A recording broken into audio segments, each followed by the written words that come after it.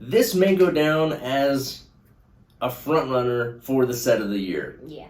What's up, everybody? I'm Jackson. I'm Kenny. And we are GK Builders. If you're new to the channel and you love LEGO, you should definitely subscribe. And if you wouldn't mind hitting the like button, it helps out the channel a whole bunch, and it's very much appreciated.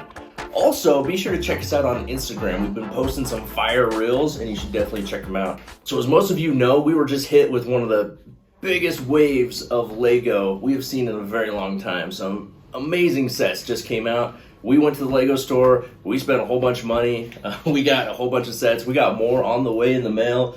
Don't tell mom.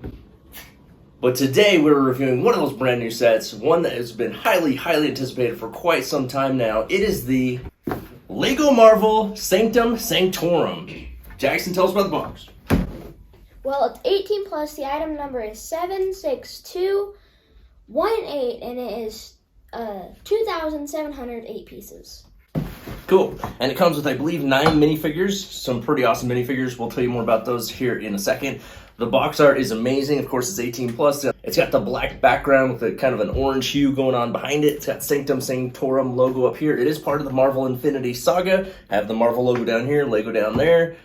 Just a lot going on as far as a little scene from the Sanctum Sanctorum. Of course, it features minifigures and scenes from both the Infinity War as well as the new Doctor Strange movie, Multiverse of Madness, which is awesome as well. Cool that they kind of incorporated both of those. On the back of the box, it just shows you another played out scene. It shows you some of the cool little tricks that you can do within the set that just kind of add to the playability. A couple more scenes over here, how it comes apart in modular form. That was one of the things that I was most excited about. When they started talking about the set, I just wanted a modular building that we could use in our city, and I'm so glad that that's exactly what we got. Down here you see the dimensions. It's about 12.5 inches tall by about 10.2 inches wide. It does fit on a base plate that it comes with, which is nice. But anyway, that is the gist of the box. Let's check out the instruction book. Here are the instruction books. As you can see, there are 3 of them. It's pretty cool. Each section of the modular building actually comes with its own corresponding instruction book. They all have the same picture on the front, I believe. It's exactly the same. On the back, you get a few different scenes, which you can also find within the set. So different places. So, the instruction books do come with a few tidbits of information about the design and building of the set. In a few different languages, of course. It says prepare for the magic, and then you get the set. Being an 18 plus, there's no progress bar. It has the white background. Just a lot of fun to build. Just very similar to modulars that I built in the past. The only difference is this one was loaded with stickers, which we'll talk more about that in a little bit as well. Of course, modulars that come out every January do not have any stickers at all. So to have so many stickers on a modular was a bit of a bummer. But I did like that they did the 3 different instruction books, made it a little bit easier. But overall, it's a super fun set to build. Let's go ahead and check it out. All right, so here is the completed Sanctum Sanctorum. Let's check out the minifigures first. So first up, we got Spider-Man. Very cool, nice printing. He's got the toe printing. He's got some web shooters in his hand, which are awesome. Really like him. Then we got Iron Man. He comes with these boosters on his feet and hands. He does have the cool mask that flips up, which is nice. Looks like he does have the double-sided face. We had the wrong one facing forward there. But you have just Tony Stark, and then you have him within the mask. Very cool. Nice printing there. Next up, you have Wong, which Wong did not come with hair in this one, which was interesting. So I know sometimes he has hair, sometimes he doesn't. He's got the little things in his hands, but nice printing on the back and chest, nothing on the legs, and yeah, pretty good. Next up, we have Ebony Maw here. He's got the hair printing on the back of his head. This is funny. Then he's got just the chest and back printing, nothing on the legs. He's holding these little spikes in his hand that he's probably shooting at someone. But yeah, cool they included him. Of course, he's from Infinity War section. Next up, we have Scarlet Witch. She's got the double-sided face as well, so she's got kind of a happier face and then an angry face. Really cool molded hairpiece here with the Scarlet Witch mask. She's just holding a couple of red bricks in her hand to kind of show the magic. Just printing on the chest and back, nothing on the legs. Very nice minifigure though. Absolutely love the minifigures in these. Here's Mordo. He's got the printing on the chest and back, nothing on the legs. He's holding little things in his hands. Very cool hairstyle going on there. Nice minifigure. He's got the soft cape on this one. Then we have Doctor Strange, who actually comes with the harder rubberized cape, which I really like. He's got the printing on the chest, back, and legs. He's holding the, the magic coming out of his hands. Nice printing on the face there, and hair mold with the little gray stripes there on the sides. Very, very good minifigure. Really like him. Next up, we have Zombie Doctor Strange, which we see in Multiverse of Madness movie. He's got the ponytail hair, the zombie-looking face, printing on the chest, legs, and back. He's got some magic coming out of his hands as well. Again, that's from Multiverse of Madness, which is very cool. They included that. And then we have Sinister Strange. So Sinister Strange also is from Multiverse of Madness. He's got the printing on the chest, back, and legs. He's got the third eye there on his forehead. You can also take the hair off, which is, take the hair off and you can see it's just his normal face without the eye. So you can play with it either way, which is nice that they incorporated that. But yeah, that is the minifigures. Very, very nice collection there, 9 in total. And I think it's really a good set of minifigures. Definitely added value to this set. And here is the Sanctum Sanctorum itself. We'll give you a nice 360 view here. Like I said, it is a full-on modular, so it will be incorporated into our city. Now, this thing is just completely loaded with detail. We're not going to cover everything. We'll just go over some of the basics. Obviously, you see Gargantos here popping out of the wall. One of the really cool things is that these are interchangeable. You can actually pull this out. You can flip it around if you want to put this up against a building. You can also swap it out with a couple others. You have this little sign right here, and then you have this little portal. You can take these out and move them around, which is really, really cool. On the front of the building, you have a couple nice trees. You got a couple of little pots right here next to the front door. Some really nice detail going up the front of this, as you'd expect in a modular building from Lego. Lots of nice windows. You got this Sanctum Sanctorum iconic little bit right there that is fully printed, which was nice. Really cool chimneys on top, made out of bricks. Some nice little detail up there. And I think we may have an appearance by Groot. Little baby twig Groot. So is that the 10th minifigure? I don't know. What do you think? I don't know. Or maybe it's just a plant on top of the building. I don't know. But coming around here, again, you have just lots and lots of little details. You have a little letter there on the ground, a fire hydrant, little newspaper dispersal box right there. Garbage can over here that has some stuff in it. Boxes on the sides. Of course, it gives you the little places where you can put the Technic pins in and connect it to other buildings. Another nice feature that it has is it has, the little jumper blocks all over it. That adds to the playability. So what you can do is actually put the pieces in like this and then connect the minifigures to those. And then you can have, you can kind of set it up any way that you want. You can have minifigures just flying all over if you want, or you can leave it plain without the minifigures on it. But you can put these jumpers all over the place on this building in order to have the minifigures kind of flying around. Again, on the back, kind of plain back here, you got like these air conditioning units, a couple of stickers right here with some posters. You have the Captain America exhibit poster right there. But obviously that's gonna be probably right up against another building. You'll have just kind of an alleyway in between your buildings. But lots and lots of details. Let's go ahead and open it up and check out the first floor. All right, so here is the first floor opened up. Of course, it's modular style.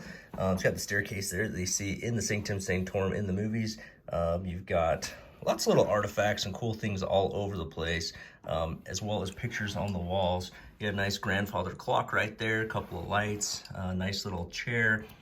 You got a doctorate degree above the chair, obviously for Doctor Strange, as well as a picture of like a landscape. Up here, this is actually hidden under the building, but when you put it on, you just have some pizza boxes. You have Wong's stuff, secret. You have some travel plans, just all kinds of stuff. Nice little clock right there. But yeah, I really like the tiled floor in there. The front doors are pretty cool. They do open up. On the back of the building, you have this portal, which like I said, was interchangeable. You can pull that off, and it looks like you have the time stone, as well as maybe the dark hold or a magic spell book locked behind the chain in there. This can be covered up, or you can leave the portal on. However you'd like to display it or play with it is up to you. Really nice staircase though, with the handrail going all the way up and around. Looks really, really good. Tons of detail. You also have the ability to pull this section off. Jackson just reminded me. And inside of here, you actually have kind of a little secret room. It has a refrigerator, and it has a bookcase with a phone on top, some pictures. The refrigerator is really cool. It's stocked with food. Over on the side of the building, you do have this door that says keep out. So that is how you would access this little room.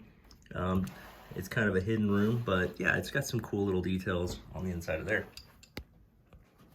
All right, and now the next level, of course, you have the top of the staircase, as well as a door. You have some really large bookshelves there with all kinds of books and spells and different things.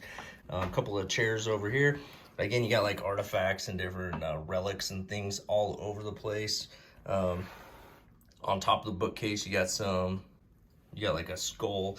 You have some more spells. You have a gem inside of a case there. Some really cool pictures on the wall of different Sorcerer Supremes, I would assume, over the years. And then one of the coolest features is this door right here. So when you open up this door, you see one thing, you know, it's kind of out in outer space, like where he kind of meets with Dormammu or something like that.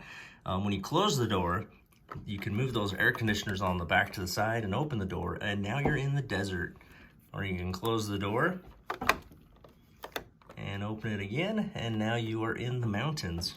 So pretty cool little feature there that you're able to, you know, change that around. Kind of fun that they included that in the set. Up here you got a nice little window, again with some type of a relic or something in there. You can see it from the front. Looks pretty cool. Lots of tiny little details. Of course, on the side you have Gargantos coming out of the wall. Now this is an area where you can actually flip him around if you'd like.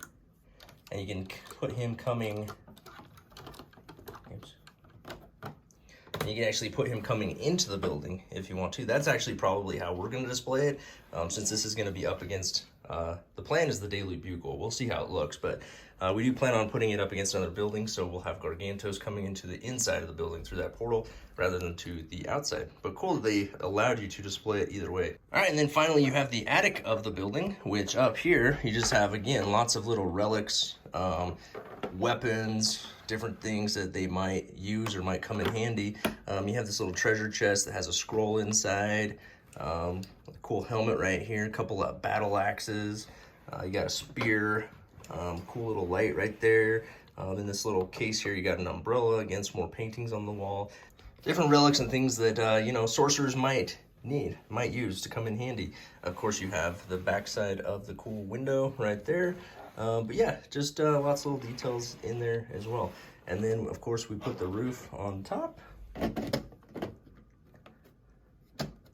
And you have the nice little roofscape there with 3 different chimneys, the plants, a couple pipes coming out of the roof, and just little details. But overall, I think it looks really, really cool. Like I said, there are way more details in this set than we have the time to show you right now.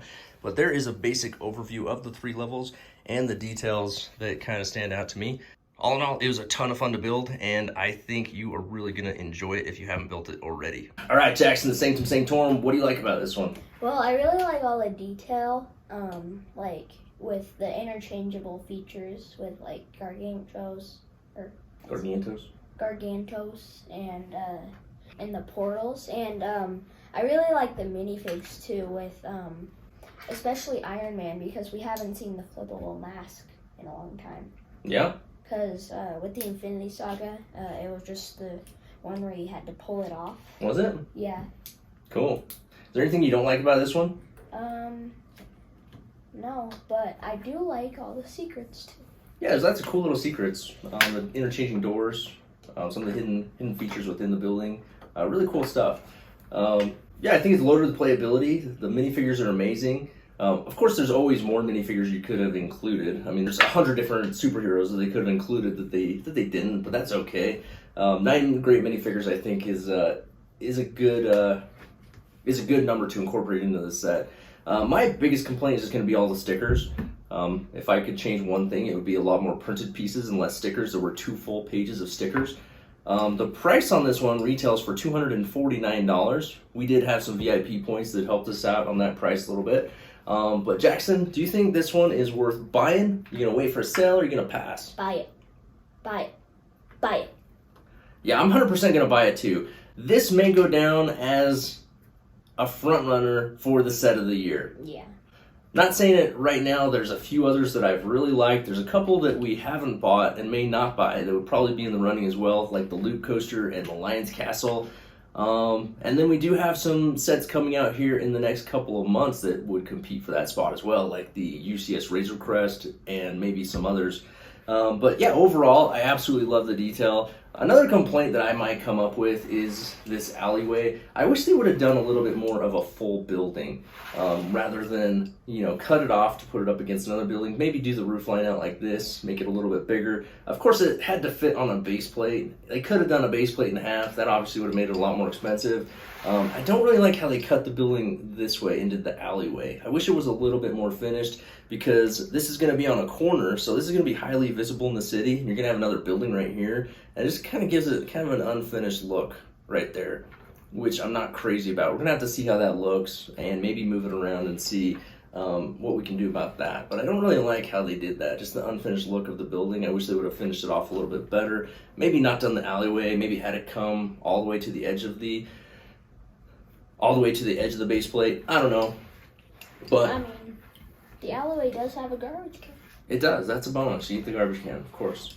But overall, I think it looks great. Tons of playability. It's going to look amazing in our city. Can't wait to get it down there. We will do a city update here in the next week or so to show you the additions that we have made to the city with this in it, as well as another modular that we're going to be reviewing here in a little bit. As well as any other updates that we have done the past few weeks. But yeah, I'm totally going to buy this set. I couldn't recommend it more. It's one of my favorite sets of the year. I've heard a lot of people say they were disappointed in the Boutique Hotel. Should we count this as the modular for the year? I personally really like the Boutique Hotel, but I'm glad that we got this set. That's for sure. All right, so there it is, the Sanctum Sanctorum from Legomarvel. Do you have it? Do you want it? What do you think of it? Comment down below. As always, hit the like button and subscribe to the channel if you haven't already. And until next time, keep on building.